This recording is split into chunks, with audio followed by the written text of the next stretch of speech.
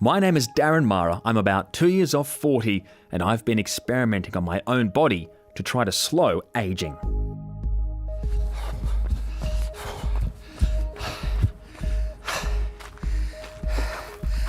I've been on this exercise regime for 10 weeks now. I'm also fasting and doing hot and cold therapy and taking an anti-aging supplement called the Age Pill. But I've decided I'm going to end the longevity experiment. Last week I found out that there's an ingredient in the Age Pill which is on the Australian poison standard, which means at the very least I shouldn't be taking it without a doctor's prescription. So now I'm having my bloods tested at Sydney Adventist Hospital one last time. 10 weeks ago, the team here put me through a battery of tests to figure out how old my body really is, and in particular, how much of the supposedly anti-aging molecule NAD is in my blood. I'm hoping these results will help answer a question that's been bugging me this whole time. How long could we really live if we let the science of longevity take charge?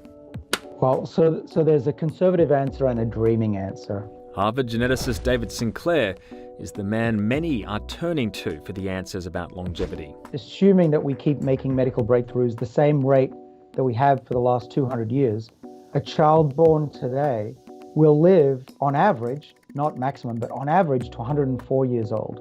Now, in my lab, we've recently made what I would humbly call a major breakthrough. We found a gene therapy that resets the age of the body.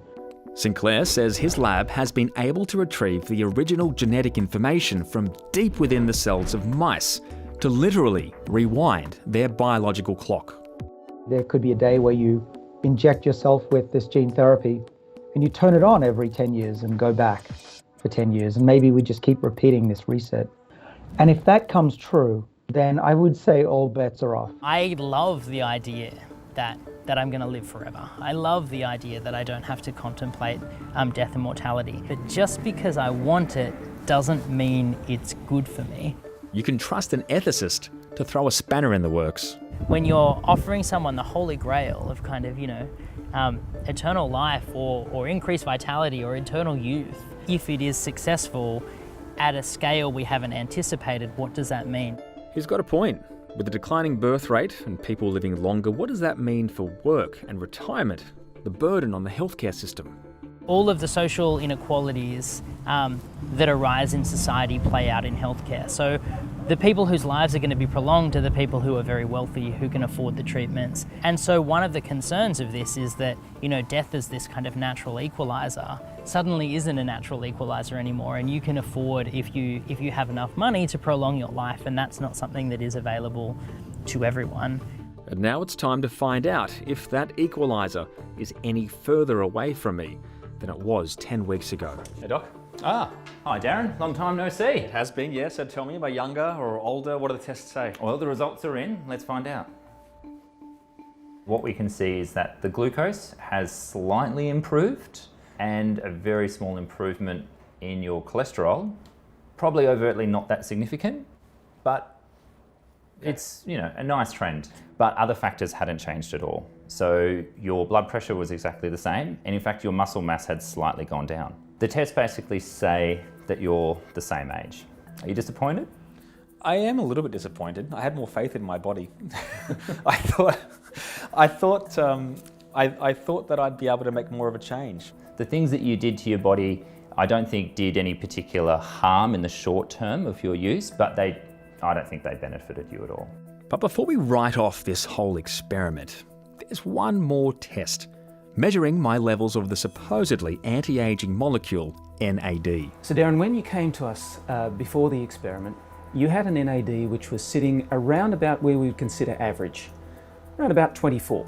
And what I can say is that your NAD has increased by around about 20%.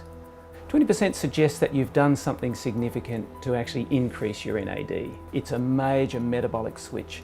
Everything that we know about it suggests that that's going to be a very positive thing for you. I'm really surprised. I did not expect to be able to make a difference in that period of time. I think it's probably naive for us to think that certainly single molecules are going to have too much of an impact on being able to increase our longevity significantly without doing other things.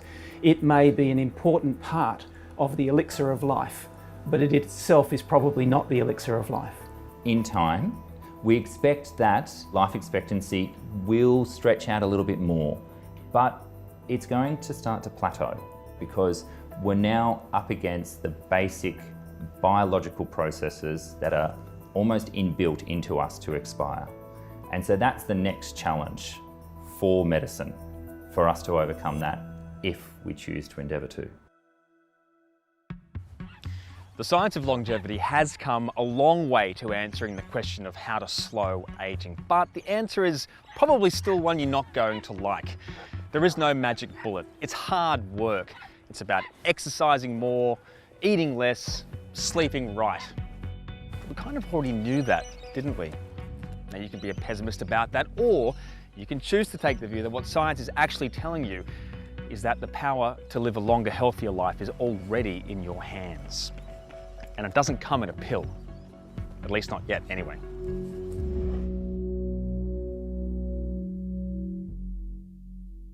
Hey, if you enjoyed that, make sure you subscribe to the Feeds YouTube channel. And you can watch these videos here. See you next time.